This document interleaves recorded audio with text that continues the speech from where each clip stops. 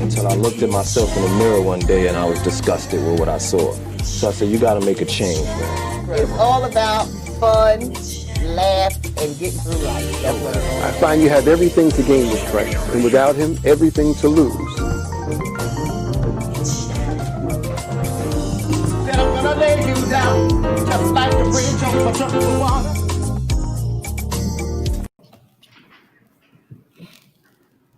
Hello and welcome to the show. And I want to bring in my co-host, Dr. Vanessa de Danzine. Hello, Vanessa. How are you? Hello, Lottie. How are you? How's everything? I see you smiling, so I guess you as excited as I am. Listen, this is a much needed conversation today. I'm excited overall and just can't wait to hear, the thoughts that's out there. Yes, because tonight we are talking about gun violence. And our topic tonight is living life, putting the guns down. And we have invited some distinguished special guests to join us because they have a lot of experience in this area. And we would like to introduce our guests at this time. But we want to apologize that Minister Mickens, he was having some technical difficulties, so he couldn't get on. And so hopefully he can get on before the show is over from Checkpoint. And we also have joining us Mr. Ron Moore from Delaware. He is the founder of REM. Hello, Mr. Moore. How are you? How are you? Good evening. Good evening, ladies. How are you? Miss Jacqueline Renaud-Rivera. Hello. Good evening. Good evening. Hello. How is everyone today? Good. And we have Mr. Andre T. Mitchell. He's the founder and executive director of Man Up. Hello, everyone. How are you? Fine. How are you? Thank you, ladies, for having us. Well, thank you for joining us. As you know, this year there's been an uprise in gun violence. We've had a recording shootings of 777 since January to July. Homicide has gone up in all the largest cities, 24%. So right now we're in a gun violence crisis. So from your experience, I was thinking before when I was talking to you, I said it always starts from the home and what the kids get involved in until they get older. I mean, it's not just only young people, shooting. Older people doing violent things, but I'm more interested in our young people because I don't want to see our young people go that way. So we need to start finding out how did this start and what we need to do to help out before it gets to that point. So any one of you can start. Well, I'll begin. I'll just add to what you're saying, and I would have to push back a little bit. That's because we didn't start this. This is not a crisis that we started. This is something that was placed in our lap. We have to think back before, we even got into this. Our communities were set up for demise, and it wasn't set up for success from the very beginning.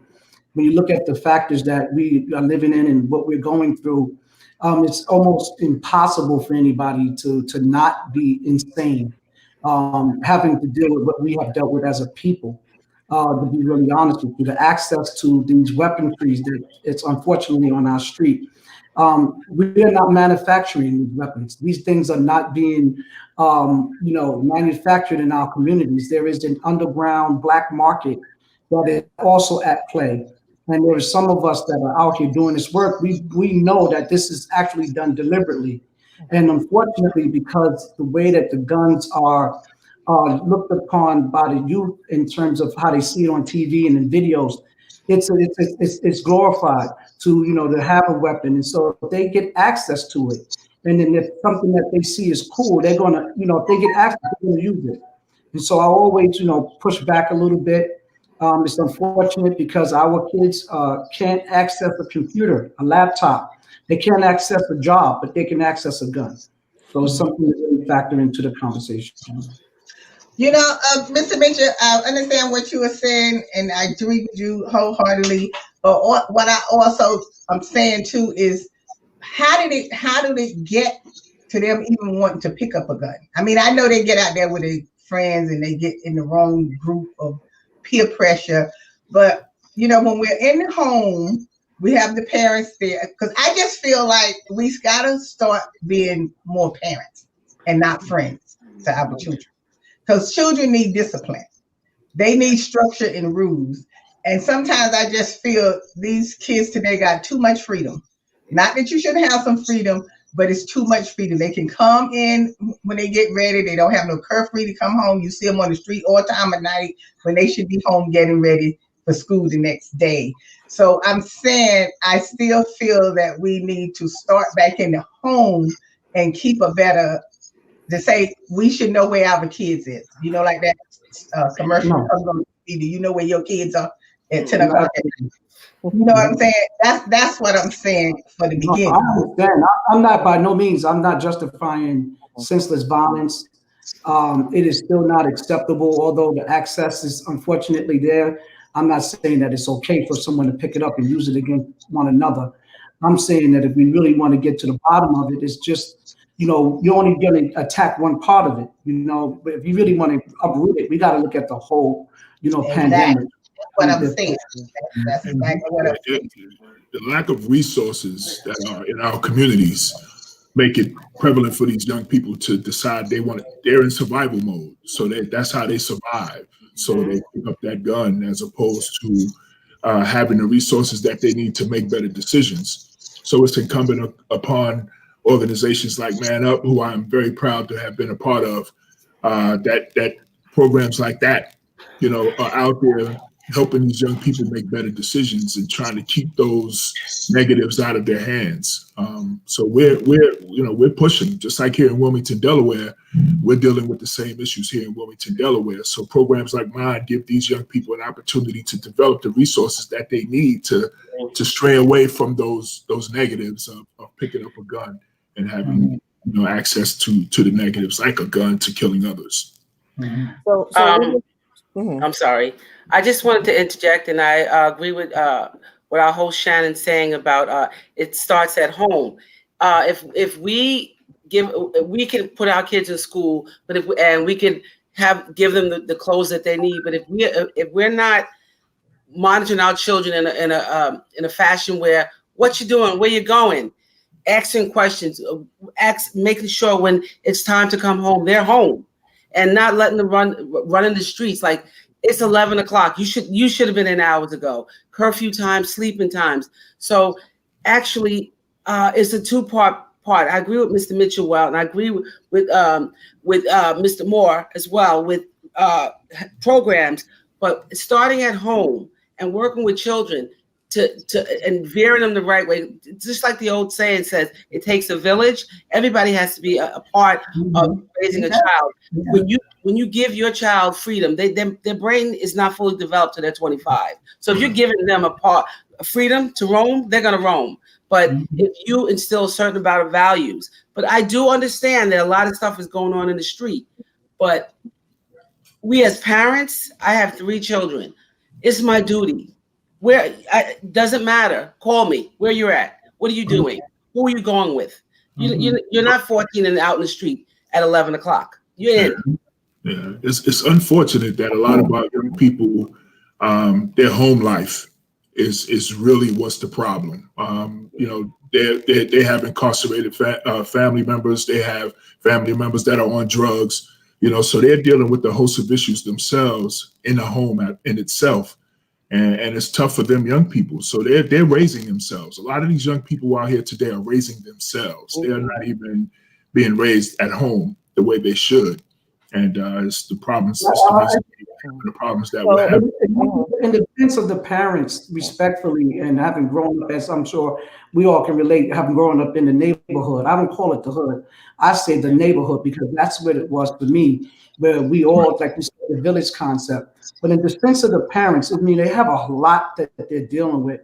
It is not easy. It's easier said than done nowadays. When you have systems and you have agencies that's working against you and not allowing you to discipline your child that way that you would really know that you have to do so, I mean, it's counterproductive. They're kind of handcuffed. And so that's why they rely on organizations like REM, like Man Up Inc., and other organizations out there to help them kind of raise the child and go back into that village mindset. So we are all, I think, saying the same thing. I just don't want to say that, that the parents are the problem. I would say that they are the part of the problem. This is a societal, sort of responsibility. Everybody has to play, and everybody has to take responsibility for their fair share.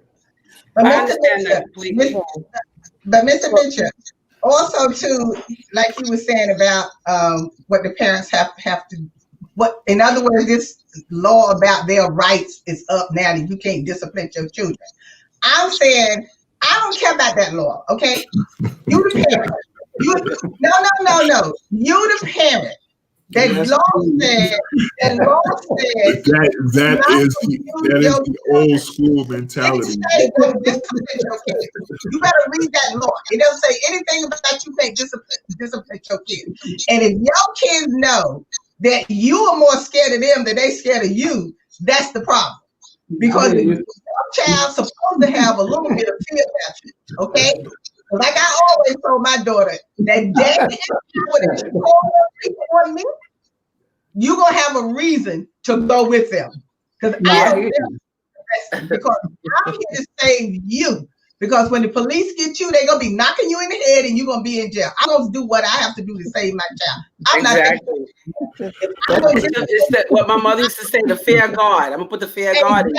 But see, Lottie, you got one. I should tell mine. You're going to come after me. Y'all going to all come together. But I want to ask, how do we begin to identify these children that are at risk, and how do we engage them into such programs as Man Up and the RIM program before they get to Mr. Rivera and restorative justice, correct? Yeah.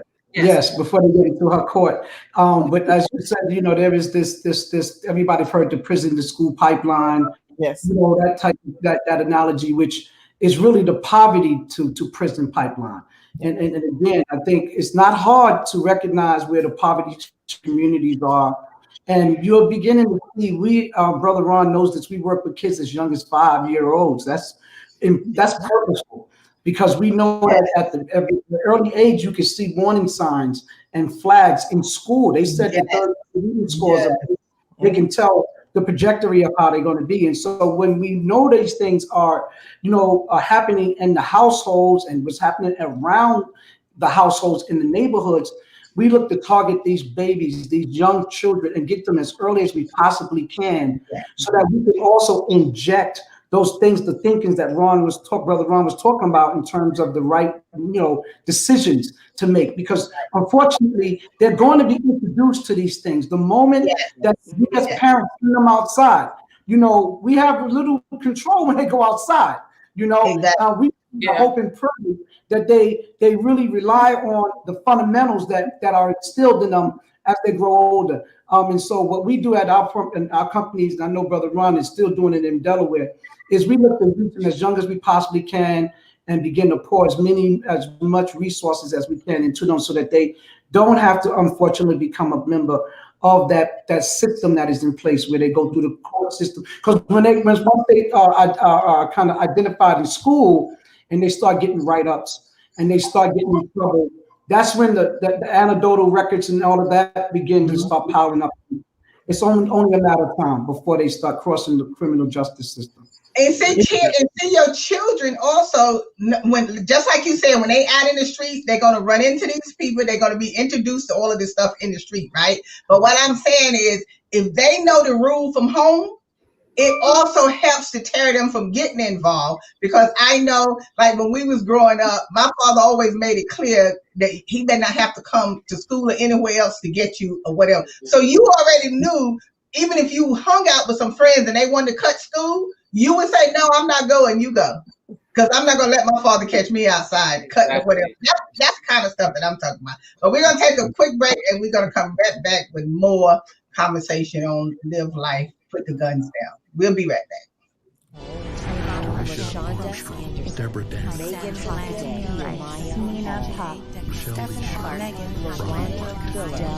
Nia Wilson, Webster, Christopher George Floyd. His name was George Floyd. Say his name. Say his name. George Floyd. Say his name. Say their names. Once again and always, we fight for justice. Black Lives Matter. Go to blacklivesmatter.com.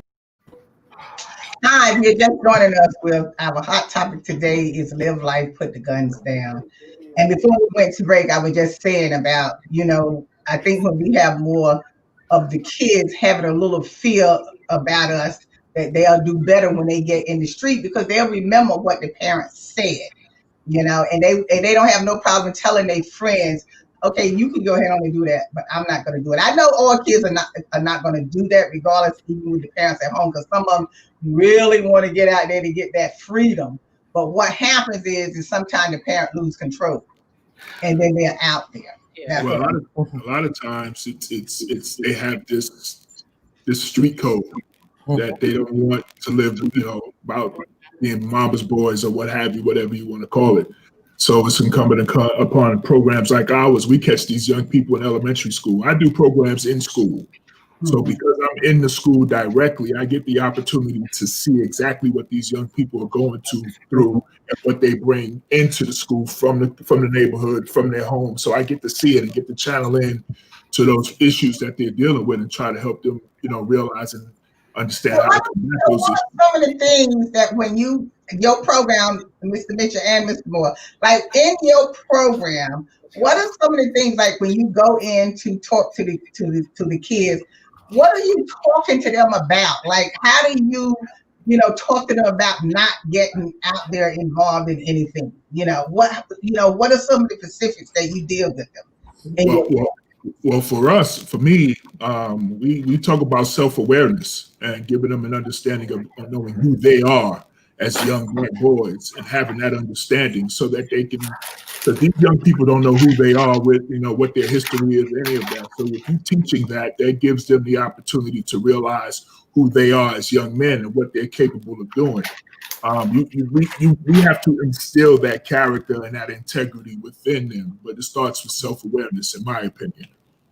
When I would confer with my colleague, we use that time that we have with them to instill in them the things that they don't get at school, and the things we reinforce the parenting, the things that you're talking about in terms of the right from wrongs. That the parents, again, I am a parent advocate. I want to put out there that most of our parents are doing the best that they possibly can with all that they have. The overwhelming majority of our young people, guess what, are not in trouble. The kids that are in trouble are a minority. They are not the majority. So we have to do what we do. So what we do at Man of Think is we reinforce the parenting principles and concepts. In addition to, like Brother Moore said, we give them the things that they don't get at in school. School is not giving them the history about themselves. The school is not talking to them about drugs and alcohol. They're not talking about the ill effects of bullying and gangs and things that they really are needed to learn how to navigate those troubled streets that we unfortunately have to send them outside to navigate. And so, like you said, if we arm them with some of those, with those teaching tools, they're able to make it back home. And then the parent is a lot more relieved because they know that their child is back in their safe care. So we work in conjunction with the schools and with the households to keep a tighter look around the young people so that they don't get caught up in the streets where they are targeted. Just to add on, okay. For Ms. Ferreira. Just to add on about that, I just my program doesn't just deal, the Peacemaker program that I work with in the Justice Center in Red Hook, Brooklyn, doesn't just deal with people that have already are into the system. we also work in schools. We work in middle schools and high schools. And we have a program, the peacemaking program, where we set up and we talk with middle schoolers and high schools about like, how can we de-escalate a situation before it gets to the point where y'all are fighting every minute and then fighting this a weapon or someone gets hurt. So we know that not every parent can be a 24-hour sentry guard on their child. We're talking about parents.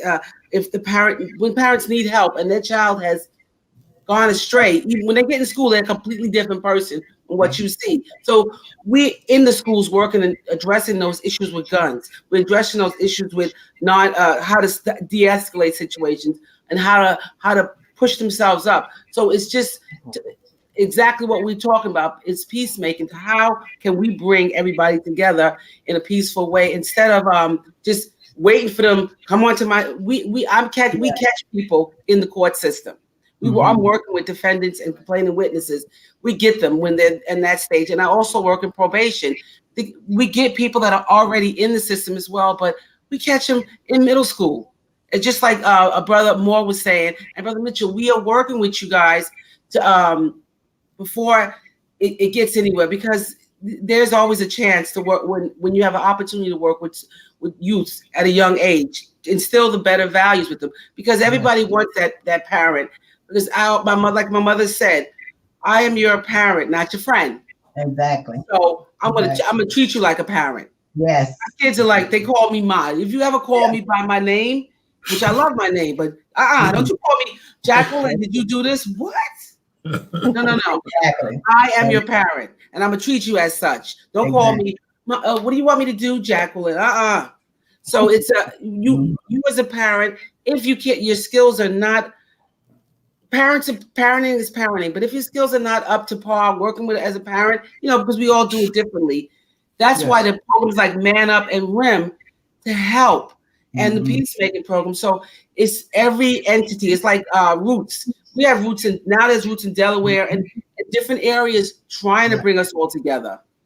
So when you have kids that's already part of the system, how do they regain their confidence as young adults, as young growing adults? It's challenging because they already have a mindset, and that mindset is already, there's nothing you could tell me. But every young person can be chipped at and talked to. And it's your tone. You can't walk into a session and talk to a young person like, sit down, pick your pants up, sit down. No. Or tell her to take that lipstick off. She's who she is.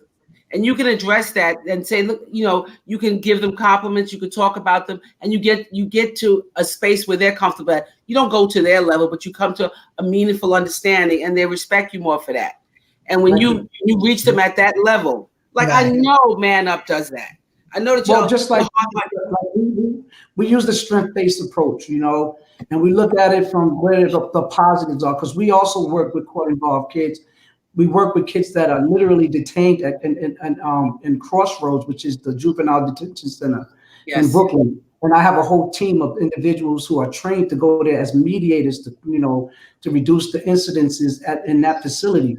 But you're absolutely right. We look at the positives. We don't focus on the negative. Everybody has something positive, and it's very important that people work with these court-involved, justice-involved youth to be able to have that eye to look at them and see what's right versus what's wrong. Because when you're able to really uplift them and you begin to build the trust with them, they begin to open up, and then now you're being able to find out or locate where the root of the issues are, and that's where you really want to happen so that you can really help them. Because at the beginning, they're wearing a mask. And they're not letting a lot of people. They got to shield up. They got to force. They got to shield up. They don't trust everybody, and rightfully so. And we just want to break down that wall to get to the real person behind that mask. And when we do that, and my colleagues would agree, there are these loving young people on the opposite side. Absolutely. Exactly. Absolutely. One of the ways that works really well with us is in peacemaking. Since we are funded, we can offer them a meal. We break bread. And nothing like bringing a meal to the table. People, they loosen up and they talk. In our peacemaking program, you'll be surprised that the youth start to talk. If you like, you call them beforehand, before we have our sessions with their groups, we say, what did you want to eat again? Those little things that you remember. What is your favorite? Like you ask them, what I have your roast beef or whatever you need. A meal goes a long way. And to remember the little things about a youth touches them. They're like, oh, so you care. I said, look, I see you with your nails, because if that's what they're doing, that's fine. I can't say take your nails off. Whatever they like, you don't have to automatically like, but you can give them it doesn't hurt to give a youth a compliment. Your face is beautiful. And then you start from there, find out what the underlying problems are, because I deal with a lot of young girls that are ready to go back at me. And I don't know the latest slangs and to snap at me. And I'm like, okay. And I actually have a playful banter with them and you look first, in order to get anything out of any youth, you have to loosen them up. And once you get them in a position where they want to talk, it's not when you're taking advantage, it's you giving them that knowledge they need to get it right. Right. I think also that respect is important. A lot of people, we were raised that you respect your elders, we were given that. So, but these young people, you have to flip that and show them what respect looks like. And when you give them that respect, they would give that back in return, because they see what respect looks like. A lot of these young people don't even know what respect looks like.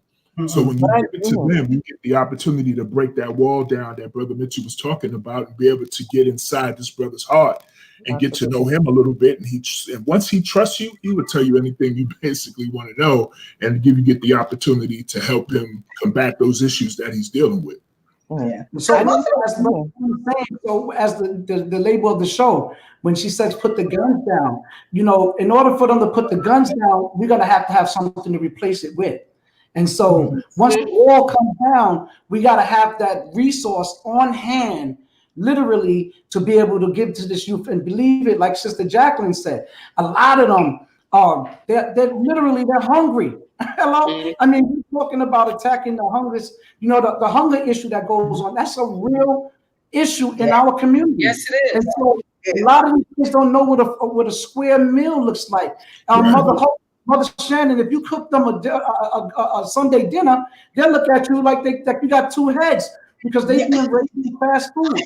That's a part of the problem. We have to reintroduce them to some of those fundamentals, some of those values, to be able to really provide them with the things that they really need to succeed, like other young people their age have at their disposal. You were absolutely right, because that reminded me of the story when I was, because I used to work for the Board of Ed, right? And I remember one day I was out in the hallway, and this kid, he was in the school, but he was always causing trouble, always fighting, up in someone's face, cursing the teacher out, or cussing the principal out, or whatever. Yeah. So I remember he got up in my face one day and told me he was going to F me up. You know what I'm saying? So I was like, okay, take your best shot. Whatever comes out is going to be it. So I know my rights and I know your rights. You hit me, I'm going to hit you. So you don't have no rights here, right? And so we had it out. So then next day I was sitting in my office, right? And he was standing at the door. And I know it was only God. But when he was at the door, I opened my mouth to say, get away from my door. Like that, but nothing came out. He walked in. I was eating my food. I had the burger from McDonald's, and he says to me, can I have your other burger? Like that. Wow. Yeah. And I said, well, okay, then take the burger. And he sits down.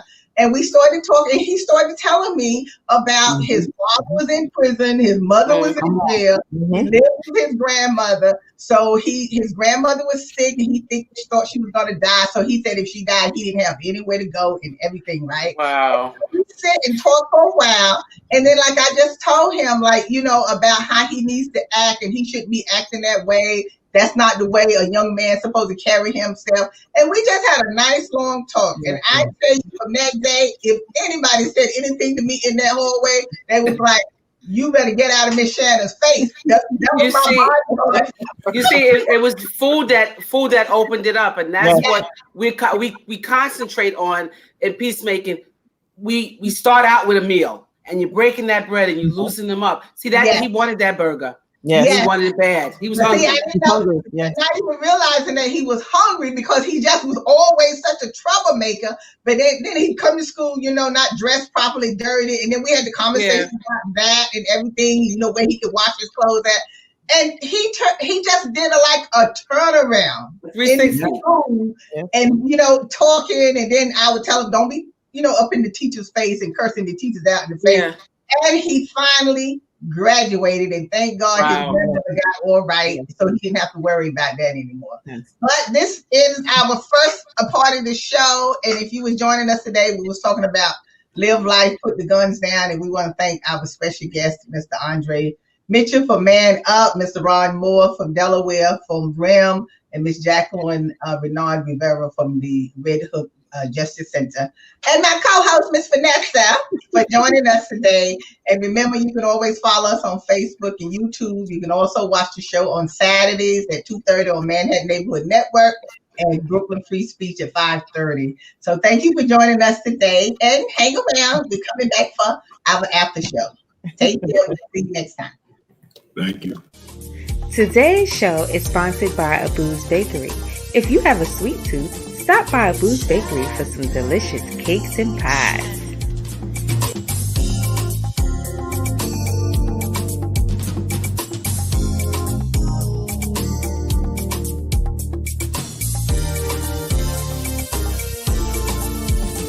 It's Shannon.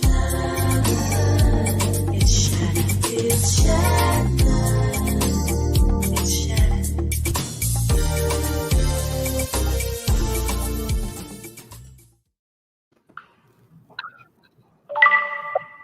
Thank you. We're back with our after show, and our topic was live life, put the guns down. In the first part of our show, when we was talking, I just wanted to just briefly say again that I feel that kids just want discipline, and they want to be loved. Even the bad kids, I never say they bad, because to me they're not bad. They just want attention. They need that attention. Yeah. And because I say that, when you were saying about how you talk to them, Jacqueline, I mean, sometimes we do have to kind of get a little rough with them a little bit. I do, but you can't jump right into it. Exactly. But I tell you, another quickie, and then we're going to go into yours. There was another kid that came in. Wait a minute, I'm telling you, I got so many good stories about our young males. He came to the office with his mother. He had been acting up. She had to get him transferred to another school, right? So he walks in all big and bad, sit at the table. He's sitting next to me. The mother's sitting across the table and everything. She's talking to me about him and his behavior and stuff. He turns around and looks at her and tells her to shut the F up, right? So I'm sitting there looking like, okay, well, I'm waiting for something to happen, you know, for her to say something or get up, knock him in the head or knock his teeth out. I'm waiting for anything. And so I looked at the parent and I said, you sitting there and you allow him to talk to you that way? And she said, well, what am I supposed to do, Miss Shannon? You know, if you hit him, what's going to happen or whatever, right? So I tell you what, and I looked at him, I said, if you open your mouth one more time, I'm going to bust you up myself. He didn't open his mouth the whole time in that miracle. He said absolutely nothing. And I said to the parent, why didn't he curse me out? He doesn't know me. Why didn't he curse me out? He doesn't know me. Yeah. And so then I told him to get up and leave the room, and then I had a conversation with her. Then I brought him back in, and I said to him, I understand that your father is not in the house. You are supposed to be the man in the house now. You should not be giving your mother a hard time like you're giving her now. You are disrespecting her, and you will apologize to her now in front of me, and he did. And I said, from this point on, I'm going to ask her to let me know if you give her any more trouble or whatever. And then we're going to decide what's going to happen to you at that point. I said, because this is not you. You're not supposed to be acting that way. So they left the office. I kept in touch with the parent just to see what was going on and everything. Thank God, finally he changed his behavior and he made it through high school and everything. And I said to her, you are the parent. Why are you sitting there letting him talk to you that way? I'm surprised at you. I just couldn't even believe it. I expected you to do something. Why are you worried about the system, what they're going to do to you when by the time he gets 17, he's going to be kicking your butt. Yeah. That's what's going to happen. If you don't get him under control, he's going to be you. See, he didn't know you. Other kids. He didn't know you, and then he learned you. See, it's how you approach them in the get go. You can, and then a lot of parents, they they're trying to make sure their kid gets everything they need or whatever. They're doing the best they can, and it's like when that child realized at 1 year old or 2 that I told you to shut up and you shut up. They realize it can happen. It's a 2-year-old telling me to shut up. And they do, and then like, no, leave her. She's cute. It's not cute when she's 11 years old and she's taking a bat to your head. Exactly. So you have to start. It's like it's that ground level early. I'm your mother. Yes. I had a session. We did a session on Zoom just like this, and the daughter called the mother the C word because at the end it's only 4 letters. She just said, "Oh, that's what she is." I said, "Todd, stop. The session stops here." And I had to, I pulled the daughter out. I said, "Call me right now." And I gave her my number. And I told the mother, "This can't happen, the session. I'm handling the daughter. She is disrespectful to her mother." But the mother's like, "I don't know what to do. I can't handle her." There you go. You allowed her to experiment with weed. You're allowing her. You have to, it's just that toughness. You have, look, this is our job. Yes. I mean, some of us didn't ask to have babies. I'm just a little bit, if I may, respectfully, ladies, and I'm telling you, yes, I'm a strong mother. She raised 6 boys and 2 girls, and trust me, she ruled with an iron fist. And here it comes. and I got it. But I think, Brother Ron, you would agree. I don't know, but we are. I just want to put in there and insert in there. We're living in a different day, and in a different time, and tough love is definitely what these kids yearn and what they need. But it's how we do it. Like back to what you were saying, Sister Jacqueline. It's because these young people are not strangers to confrontation. And you don't want to edge them on. And then you, my sister Shannon, you have just an aura about you that is motherly. And a lot of them yearn for that. And like Brother Ron, we have a fatherly sort of yearn. So they're going to give us, that instant respect. But that's something that you might want to count that as a gift that you have, sister. Everybody don't have that gift. And I believe that. You're right. Others that she's retired from the police department. She would attest. She would be able to tell you that some of them, they don't respect authority. They don't care who you are. They're gonna combat that. And what we have to be mindful when we're coaching parents. Because a lot of parents got a lot that they're dealing with. We're not even talking about they may have multiple children. Yeah. They have maybe multiple jobs. They may be trying to do, they might be doing all of it on their own. So I just want to put that in there and say that there's no perfect parenting handbook. There's no one that's perfect. But I think that's why the village concept comes in. Yes. Yeah. If I came across as saying that that one parent can do it all, I mean, it's not what I mean. Because even myself, I was raised, my mother had 10 girls. I have 9 sisters. Now, a few have passed on. But I grew up in a strict household. And that's how it was for me. But I understand not everybody has that iron fist or the right verbiage. Some people like, leave her be. Some people are different with the way they raise their children because they have multiple jobs or different crises going on. Well, you know what? I took it as a role as a parent. I'm still striving. I'm going through right now, taking care of my children and also dealing with the fact that my younger sister was murdered in 2017. And that's still affecting me right here in Brooklyn. So I know what struggles are like when besides raising a 14-year-old and dealing with other issues and then trying to keep your sanity and not realizing if you need help, mental help, like needing to talk to someone about your issues. You have to come out of in order to help your child, you have to come out of denials. I know when I needed help, and I was like, oh, I can't understand why this happened to me. And then when parents are absorbed in a lot of their issues, that's when the mice play. And they're just running amok. I remember times when I was sleeping. I don't even know where my kids were doing because I was so depressed. And that's what's happened to a lot of parents. And that's why Man Up, RIM, programs are, and peacemaking, that's when we come in to help our children that have fallen off the scale. But Ron and Mr. Moore and Mr. Mitchell, one thing I hope in your programs, which I'm pretty sure you are doing that too, but if not, I want to appeal to these fathers. Appeal to the fathers. Please get in your children's life.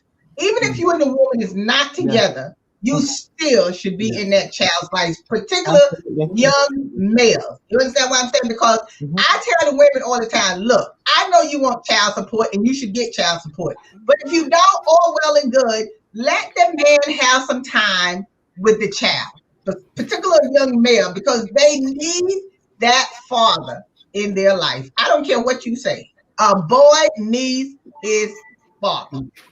You cannot raise a man. You can say all you want to, but you can't. I can tell you that at our company, we have a whole department that's dedicated to the father. Wow. And we do that because of that very reason that you're talking about, Sister Shannon. You know, we're working on what we call the wounded father, right? And the fathers that have been gone through so much. And again, we have the answer to the question that was there for fathers. We have parenting classes for fathers, young fathers. So yeah, you're absolutely right.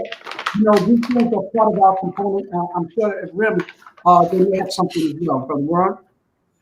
Yes, yeah, no, I agree. I know about the Wounded Fathers program that you do. And that's where I had to steal a little bit of that idea. I don't go directly with the fathers, but I do. That's what we do. It's what we do. But I do bring fathers into the program with their sons, so that we can have those discussions. I like the name of that. Yes, yes, I really do. Because the fathers, I'm telling you, it's just you don't know how important it is that you need to be there. You know, stop all of this fighting. If you don't get along with each other, all well and good, but get along for the sake of the children. Okay, because they are looking at you and your relationship, and a lot of times that's why they're out there acting up, is because they don't like what's going on between you and the woman. But you know, it's time to put all of that aside. Okay, every time we get in a relationship, it don't always work. If it doesn't work, it doesn't work. But we still work together to save our children. Absolutely. I just need to put in a disclaimer.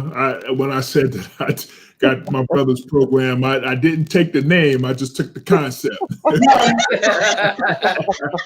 What is your name for yours? The good thing about it is it's not even mine, brother. It's ours. Well, you know what? And that's the way you've always been. You've always been able to share that wealth of knowledge about what it's about, saving our young brothers' lives, and that's what we're in this business for. So that's what we do. That's what we do. Exactly it. Even whoever creates whatever, if Mr. Mitchell created that, then you can use it to do it in Delaware. We can use it to do it in North Carolina. That's the idea. Whatever you create in Delaware, someone else can take that and use it someplace else. It's about not reinventing the wheel. But that's what it's all about. But it's also about sharing. Yes, exactly. Share it. How are you claiming onto one thing that if you have knowledge where you can help others, share it? Because our peacemaking program started. I'm saying it started out in Red Hook. Now it's in several courts. It's in Syracuse. It's in Ithaca. A lot of different countries are coming and looking at how we model it to help, because it's about trying to work with people, because actually peacemaking is an indigenous concept. It came from the natives. They sat around in circles and they this is we took it from them, and we you little tweak what you did, Brother Moore. What you're doing is you tweaking what he does. That's all. I like that. The problems that we are facing are systemic, so the solutions have to be systemic. Right. You can't you got to find a system with a system. So the work that we do is the antidote and it's the cure to the violence that you see being played out there, because I treat violence and see violence as a public health crisis. You know, it is absolutely. It is. Exactly. And That's what it is. we represent the programs that we represent is the medicine. And so it doesn't matter where the medicine was manufactured, right? I like that. They're talking about this vaccine to deal with COVID. The last thing a person that's looking for that vaccine is going to worry about, where was it manufactured? Where did it come from? Right. The bottom line is that I'm sick and I need that to feel better and to feel healed. And the same thing goes with the solution. So I say that to say respectfully, whatever we're doing in East New York and wherever we're doing in Brooklyn throughout our company, we want to share that with the rest of the country. In any troubled neighborhood, with any troubled community, if it works here, we think it could be applied elsewhere with some tweaking, like you said, Brother Ron, with some tweaking and how you make it happen in Delaware the way that you're doing. I offer that up to the rest of you. So by all means, we have a federal tax ID number. We're not limited to just Brooklyn, like the sister thing. We can go anywhere in the country. And so I gotta go respectfully, but I really appreciated this time with you all. It is good to see you both, our sister Shannon and Dr. Vanessa. But Brother Ron is my comrade, my confidant, my brother. I salute you, man. Love you, brother. I'm looking forward to working alongside you as well in Brooklyn, because we are based in Brooklyn. And so anytime that you feel like that, let's connect.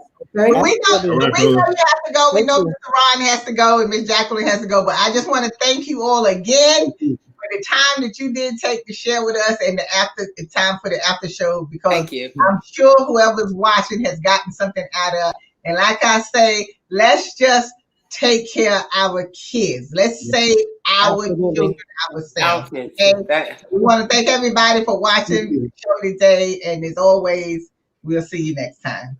Thank you. All right, everybody, take care. Good night. Peace. Today's show is sponsored by Abu's Bakery. If you have a sweet tooth, stop by Abu's Bakery for some delicious cakes and pies.